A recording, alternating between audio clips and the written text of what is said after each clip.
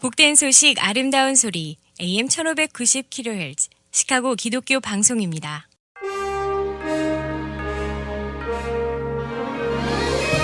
여러분 안녕하십니까? 3월 22일 월요일 KCBS 헤드라인 뉴스입니다.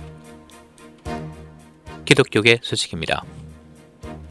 애틀란타 총기 난사 사건 이후 한국 교회들은 기도와 행동을 촉구하고 있습니다. 지난 16일 애틀란타에서 한인 여성 4명을 포함한 8명이 총격 사건으로 사망한 후 한인들은 우리가 나서서 행동해야 할 때라며 그리스도인들이 기도나 걱정만 해서는 안 되며 이제는 우리가 행동해야 할 때라고 말했습니다. 조지아 교회는 용의자를 제명하고 그가 신앙을 배신했다고 말했습니다.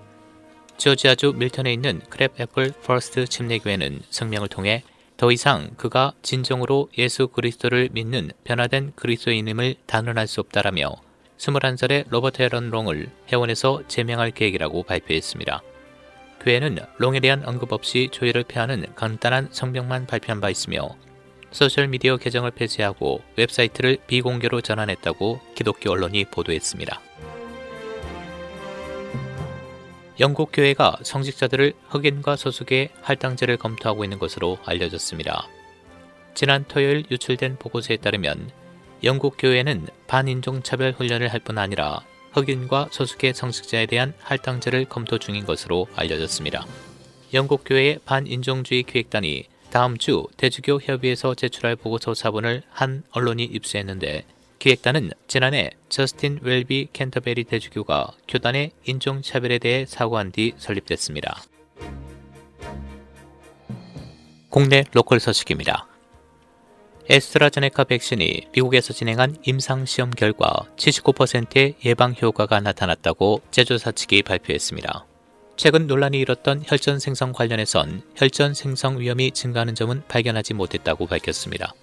에스트라제네카 측은 FDA에 긴급 사용 허가를 신청하는 절차를 향후 몇 주 안에 밟을 계획이라고 밝혔습니다.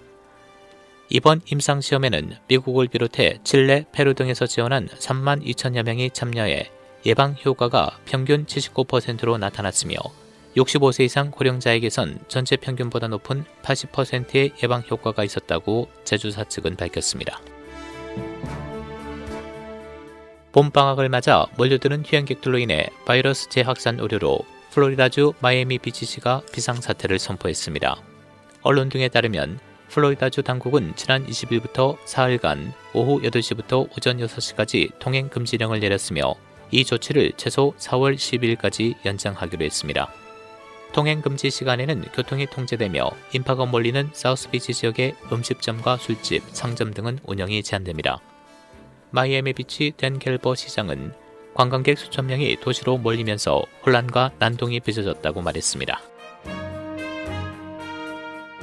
뉴욕시가 오늘부터 고등학교 대면 수업을 시작합니다. 지난해 말 코로나19 재유행으로 대면 수업을 중단한 지 4개월 만입니다. 빌 더 블라지오 뉴욕시장은 앞서 우리는 고등학교 수업을 정상으로 되돌리기 위해 필요한 모든 조각을 마쳤다고 말했습니다. 앞서 뉴욕시는 지난해 11월 코로나19 감염 방지를 위해 일선 학교에서 대면 수업과 원격 수업을 자율적으로 선택할 수 있도록 하는 하이브리드 프로그램을 전면 중단했었습니다. 이후 초등학교와 중학교가 각각 지난해 12월과 지난 2월에 하이브리드 프로그램을 재개한 데 이어 이번 조치로 각급 학교가 모두 대면 수업을 할 수 있게 됐습니다. 트럼프 전 대통령이 2-3개월 안에 자신만의 소셜 플랫폼을 출시할 예정인 것으로 전해졌습니다. 트럼프 전 대통령의 선임 고문인 제이슨 밀러는 어제 팍스뉴스에 출연해 트럼프 전 대통령이 아마 2-3개월 내에 소셜미디어로 돌아올 것이라면서 이같이 밝혔습니다. 지난 1월 6일 의사당 난입 사태 이후 트위터, 페이스북 등은 트럼프 대통령의 계정을 영구 정지시킨 바 있습니다. 오늘부터 일리노이주는 원비 플러스 백신 접종 대상에 고등교육 직원, 정부 공무원과 미디어 종사자가 포함됐습니다.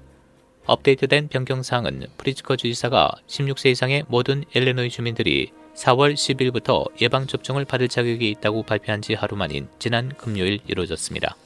3월 29일부터는 식품, 음료 종사자, 건설업 노동자, 종교 지도자들이 백신을 맞을 수 있습니다. 일리노이주 보건당국은 어제 코로나 바이러스로 인한 사망자가 22명 추가됐고 1,400건 이상의 신규 확진 사례를 보고했습니다. 현재 주 누적 확진자는 122만 1,863명, 누적 사망자 23,357명을 기록하고 있습니다. 주 7일 평균 양성률은 2.5%로 소폭 상승했습니다. 일리노이주는 지금까지 470만의 백신 접종이 이루어졌습니다. 미국 대학 스포츠협회 남자농구 디비전 1 토너먼트 중서부지구 2회전에서 로열라 시카고대가 올해 3월의 광란에서 다시 한번 이변을 일으켰습니다. 로열라 시카고대는 어제 인디애나주 인디애나폴리스에서 열린 전미 남자 대학 농구에서 일리노이대를 71대 58로 물리쳤습니다. 로열라 시카고대는 지구 8번 시드팀, 일리노이대는 탑 시드를 받은 팀입니다. 로열라 시카고대는 4번 시드인 오클라호마 주립대와 12번 시드인 오리건주 주립대 승자와 3회전을 치릅니다. 국제 소식입니다. 호주 동남부 연안을 중심으로 대규모 집중호우가 발생한 가운데 시드니를 포함한 뉴사우스웨일스주에서 대피 명령 범위가 늘고 있습니다. 현지 언론에 따르면 호주에서는 지난 18일부터 대규모 집중호우로 인해 시드니의 주요 식수자원인 와라감바댐이 5년 만에 범람하는 등 피해가 발생하고 있습니다. 댐 주변 거주자 수십 명이 구조대원들에 의해 구조된 가운데 당국은 시드니 주민 수천 명에게 대피할 것을 요청했습니다. 북한이 인종차별 등을 거론하며 서방 국가들의 인권 문제가 심각하다는 주장을 내놨습니다. 이르면 내일 유엔 인권이사회 회의에서 북한 인권 결의안 채택이 예상되자 이에 반발하고 있는 것으로 보입니다.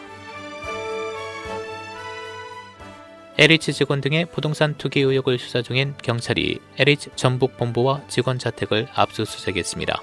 경찰은 지금까지 내사나 수사 대상에 오른 300여 명 가운데 공무원과 공공기관 직원이 72명이라며 내부 정보를 이용한 투기 행위가 확인된 공직자는 원칙적으로 구속 수사하겠다고 밝혔습니다. 날씨입니다. 오늘은 오전 한때 맑은 지역이 있겠으나 흐리겠고 낮 기온은 60대도로 오르면서 다소 포근한 날씨 보이겠습니다. 오늘 낮 최고 기온 65도, 밤 최저 기온 51도, 화요일인 내일은 비가 내리겠습니다. 내일 낮 최고 기온 63도, 밤 최저 기온 52도입니다. 지금까지 KCBS 뉴스 박상준이었습니다.